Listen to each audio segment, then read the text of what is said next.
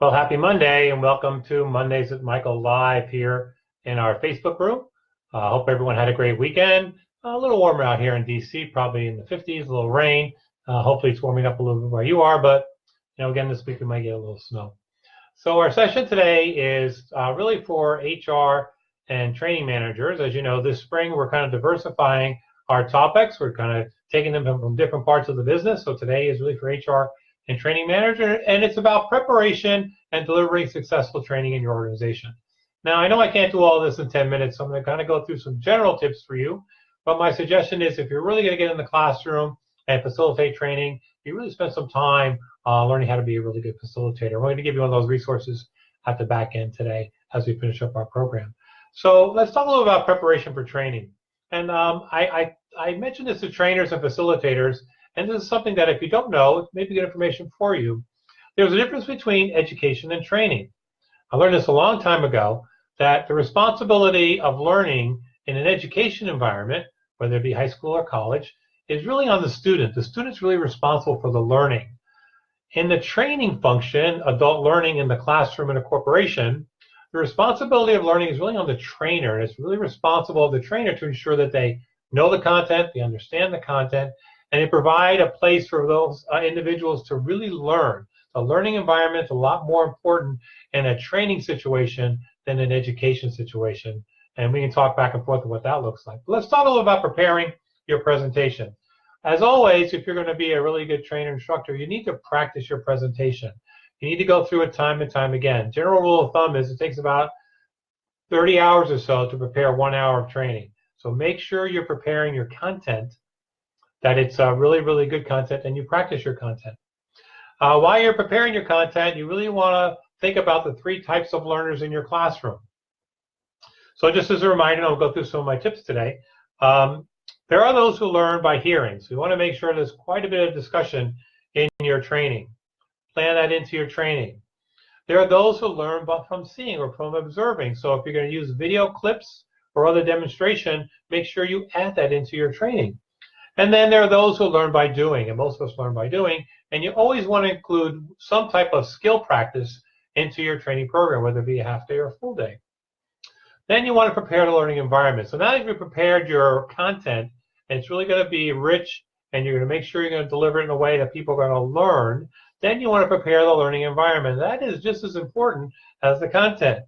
So you want to get to the location early. I work with a lot of trainers. I've seen a lot of trainers. Class starts at 9. They're about 10 minutes to 9 to get set up. Not a good idea.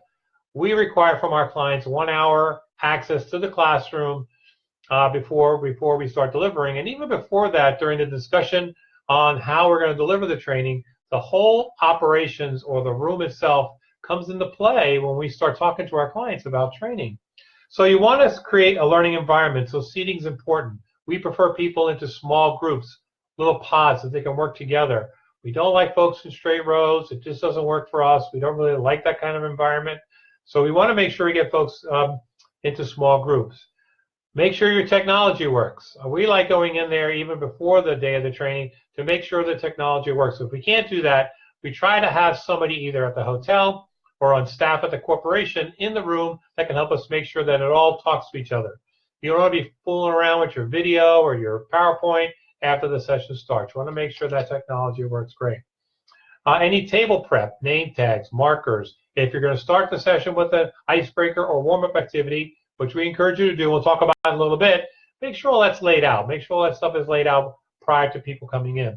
And you might actually have an activity as they walk in. A lot of our classes, we have an activity that'll be on the flip chart, that'll be on the screen. As you walk in, please do this. And it gets people engaged in the learning as they walk in the door. And as always, food helps.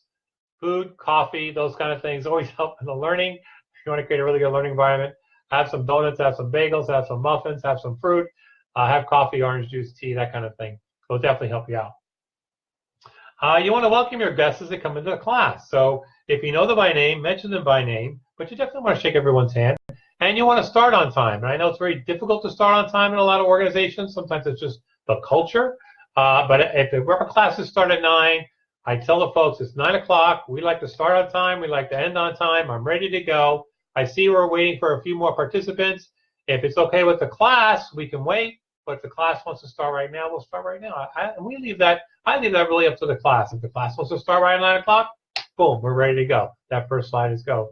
That said, most of the time, people will wait a few more minutes for their partners or classmates, if you will, so we may start a couple minutes after the top of the hour. You want to manage technology. Some organizations have rules about technology in classes.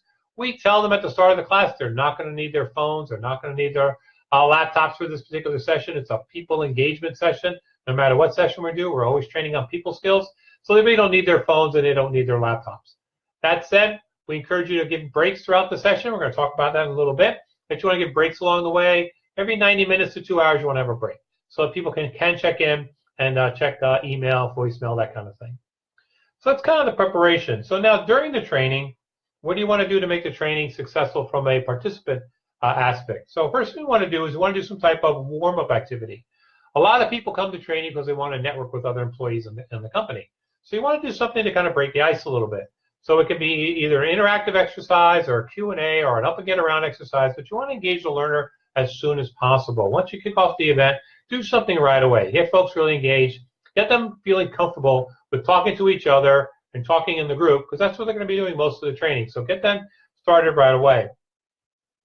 You want to do an activity every 8 to 10 minutes. I've learned this a long time ago that adult learners have about an 8 to 10 minute focus, if you will. And if you're training millennials, it may even be less than that. But for every 8 or 10 minutes, you want to have another activity, something else you're learning, something else you're showing, something else you're discussing, something else you're talking about every 8 to 10 minutes as you're delivering your training program.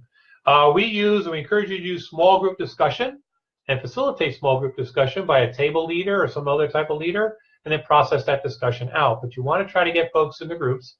And if you can, mix those groups up. If you're doing a full day of training, you may want to mix those groups up from time to time so that people get to work with other people. Because, they tend to sit with their friends when they come into training, and that's fine. But toward the day, you want to get them to learn other folks and about other folks. So if we're doing a full day, we may have people reposition themselves before they go to lunch or once in the afternoon. Manage interruptions, technology, phone use we talked a little about. Sometimes we even set up ground rules. So if we're doing a multi-day program, you may want to have one of your activities early on about the ground rules for today's learning or this week's learning. What are the 3 or 4 things we all can agree on to make sure that the room is conducive and that we're all participating to make this training successful? So you want to try to do some of that prior to. Trying to handle hostile or difficult participants, and that's a little bit of a technique. Over the years, you'll learn to do certain things. The easiest thing to do when two people are talking or someone's getting a little disruptive is just to walk closer to them, and that usually, most of the times, quells the conversation. Sometimes people are talking about something offline. You want to engage them in the conversation. Is there something you want to share with the group? If it's part of the discussion, definitely let that discussion in. But if you really have a difficult participant or participants and they're really making it difficult for others to learn in the classroom, during the next break, you may want to pull them aside, say, hey, what's going on? Is there something I can help you with? Is there something going on? Most of the time, there's something happening outside the classroom they need to be engaged in. You can excuse them if you want to. If you want to come back in a half hour, that's fine. We just want to make sure that the rest of the participants are learning. We don't want them interrupted. So come on back when you're ready to jump back in, or, we offer this class next month. Why don't you come back next month? If this is really pressing to you, come back in a month or so. So we do that also. And then toward the end of your training, you definitely want to get feedback from learners. Of course, there's the page evaluation you'll send out, either electronically or in the classroom. What worked in the training, what didn't work in the training. You definitely want to get feedback from participants on what worked and what didn't work. So that's something you want to do right away. But you also want to have these conversations after the training. What worked for you, what didn't work for you, what was missing, what could we add for next time. So that kind of feedback's important.